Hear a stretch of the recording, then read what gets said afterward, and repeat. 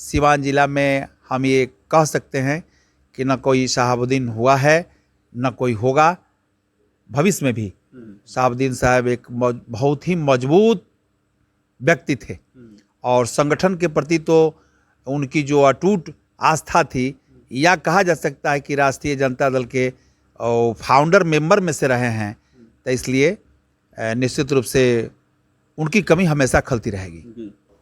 महाराजगंज विधानसभा से पिछले बार अशोक राय का भी नाम काफ़ी चर्चा में था कि ये महागठबंधन के समर्थित उम्मीदवार हो सकते हैं विधानसभा के चुनाव में, लेकिन अचानक से महागठबंधन ने जो सीट बंटवारा किया उसमें कांग्रेस के खाते में महाराजगंज विधानसभा चली गई।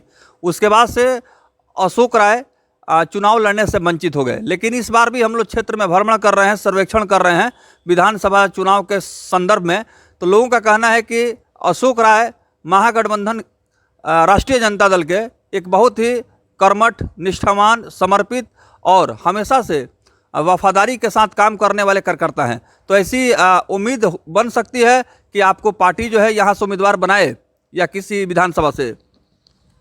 देखा जाए हम जो हैं राष्ट्रीय जनता दल के स्थापना काल से आज तक पूरी निष्ठा और तन्मयता के साथ में जुड़े हुए हैं और पार्टी का जो भी कार्यक्रम होता है पूरी ईमानदारी से जिला के तमाम जो बड़े नेता हैं सभी लोग जानते हैं कि अशोक राय किस तरह का कार्यकर्ता है। तो हम एक कार्यकर्ता हैं, हम एक सिपाही हैं।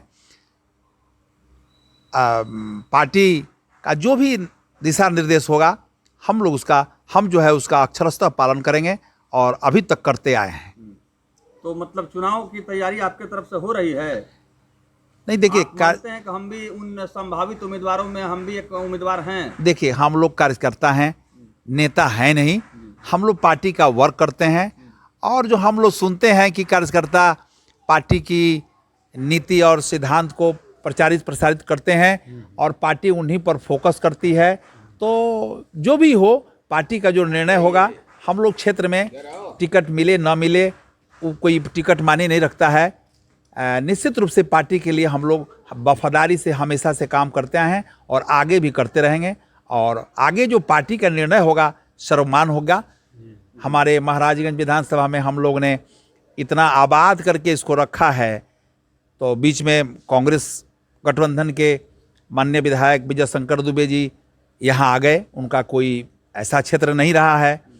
बावजूद हम लोगों ने पूरी ताकत लगा करके और तेजस्वी प्रसाद यादव जी के नेतृत्व में सरकार बनाने के लिए हम लोगों ने एक पैर पर खड़ा होकर के अगर कहा जा सकता है तो वो उनको मेहनत करके हम लोगों ने जिता करके विधानसभा में भेजा है। तो ये तो पार्टी का निर्णय होगा, वो सर्वमान हो गया। धन्यवाद। संगठन की बात करें तो राष्ट्रीय जनता दल का संगठन बीच में बिखर गया था लोकसभा चुनाव के समय में, खास करके शहाबुद्दीन साहब के मामले को लेकर के। इस बार बिहार विधानसभा के चुनाव में आप लोगों की क्या रणनीति रहेगी? देखिए लोकसभा चुनाव हो सकता है कि उसमें कुछ मनमुटाव रहा हो, लेकिन मोहम्मद शहाबुद्दीन साहब का जो परिवार है या मोहम्मद शहाबुद्दीन साहब की जो नीतियाँ रही हैं वो हमेशा से राजद एक दूसरे का पूरक है और उनके विचारों को आज भी हम लोग आत्मसात करते हैं। उन्होंने जो संगठन के लिए, राष्ट्रीय जनता दल के लिए जो उन्होंने काम किया, जिला के लिए काम किया, वो बहुत ही अविस्मरणीय है।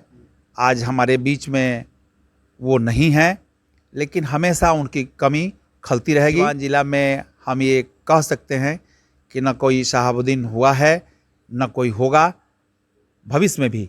शहाबुद्दीन साहब एक बहुत ही मजबूत व्यक्ति थे और संगठन के प्रति तो उनकी जो अटूट आस्था थी, या कहा जा सकता है कि राष्ट्रीय जनता दल के फाउंडर मेंबर में से रहे हैं, तो इसलिए निश्चित रूप से उनकी कमी हमेशा खलती रहेगी। अभी बीच में मुलाकात जो हुई है हिना साहब और उनके जो बेटे हैं ओसामा साहब, जिसमें लालू प्रसाद यादव, तेजस्वी यादव, तमाम लोग मौजूद थे। आपको लगता है कि विधानसभा का चुनाव आते आते बिल्कुल जो है मतभेद दूर हो जाएगा? देखिए जो मिलने की जो खबर है वो हम भी मीडिया के माध्यम से देखे हैं और निश्चित रूप से ये राष्ट्रीय जनता दल के लिए बहुत अच्छी खबर है कि चूंकि दोनों एक ही, हम बता दिए आपको पहले ही कि एक दूसरे के पूरक हैं। राष्ट्रीय जनता दल